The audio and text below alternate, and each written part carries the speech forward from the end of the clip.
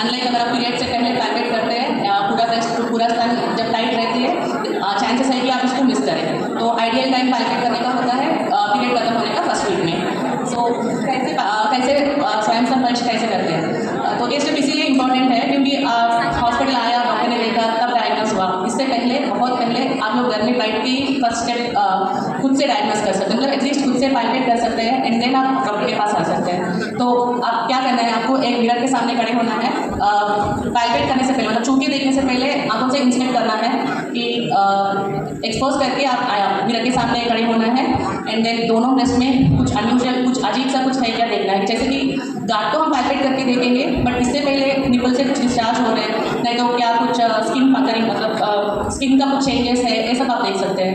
And then इसके बाद आपके दोनों जैसे पिक्चर में दिखाया फर्स्ट पिक्चर में आप मिरर के सामने खड़े होकर बस इंस्पेक्ट करना है, देखना है दोनों ब्रेस्ट कैसे के शेप साइज कुछ फुलनेस लग रहा है क्या, स्किन का कुछ चेंजेस है, निपल से कुछ खून पानी कुछ डिस्चार्ज आ रही है देखना है। एंड देन सेकंड स्टेप में ब्रेस्ट को प्रोमिनेंट करने के लिए आपका दोनों हाथ सर के नीचे लगाना है एंड देन पूरा स्तन को देखना है।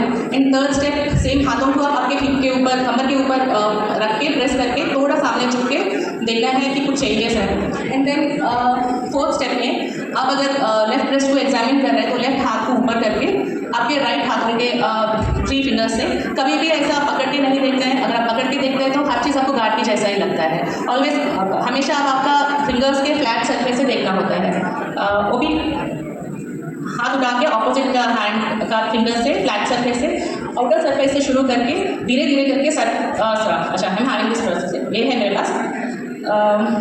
अगर ये लेफ्ट मान लीजिए तो राइट हैंड का 3 फिंगर्स की फ्लैट सरफेस से आपको छोटे छोटे सर्कल्स करके ऐसे ऐसे करके पैल्पेट करना है। मेक श्योर पूरा ब्रेस्ट को पैल्पेट करना है आपको, कुछ भी छोड़ना नहीं है। डायलॉग क्लॉक करके रहता है, आप जैसे कि वॉच के 1 2 3 होता है वैसे आप स्टार्ट करिए 1 o'clock में 2 o'clock में स्मॉल सर्कल्स करके आपको ऐसे करके पैल्पेट करना है। सो आउटर से स्टार्ट करना है एंड देन धीरे धीरे करके आपको निपल की तरफ आना है। फाइनली जब आप निपल की जगह पे आते हैं थोड़ा निपल को प्रेस करके ये देखना है कि कुछ सेक्रेशंस तो नहीं आ रहा है। सेम आपको ऑपोजिट ब्रेस्ट में भी रिपीट करना होता है।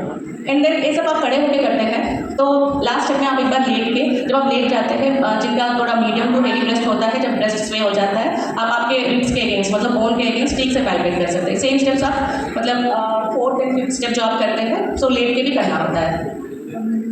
अगर आपको कुछ डाउट लगता है कि कुछ गठीलापन या कुछ गांठ की जैसा लगता है तो आप तुरंत ओपीडी आ सकते हैं। वैसे हमारे internet surgery OPD building 2nd floor में 222 रूम में है। कोई भी डाउट है, अगर आपको कुछ डाउट भी नहीं है कि आपको श्योर नहीं है कि मैंने ठीक से पैल्पेट किया है नहीं है, डाउट भी है फिर भी हमारे पास आ सकते हैं, हम भी एग्जामिन करेंगे। डाउट है या 35 ईयर्स के बाद में हर औरत को एक मैमोग्राम करानी होती है, सिम्टम्स हो या ना हो, स्क्रीनिंग मैमोग्राम बोलते हैं इसको। तो ऐसे नहीं कि गांठ है तभी आएंगे हमारे पास, ऐसा कुछ भी नहीं है। अगर आपको टाइम है तो आप हमारे ओपीडी में आ जाइए, हम एग्जामिन करेंगे और स्क्रीनिंग मैमोग्राम भी कराएंगे।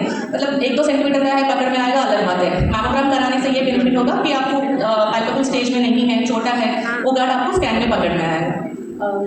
सो अगर आपको ये खुद आके यहाँ पर सीखना है मतलब ट्राई करना है, आप आ सकते हैं, हम दिखाएंगे। Thank you.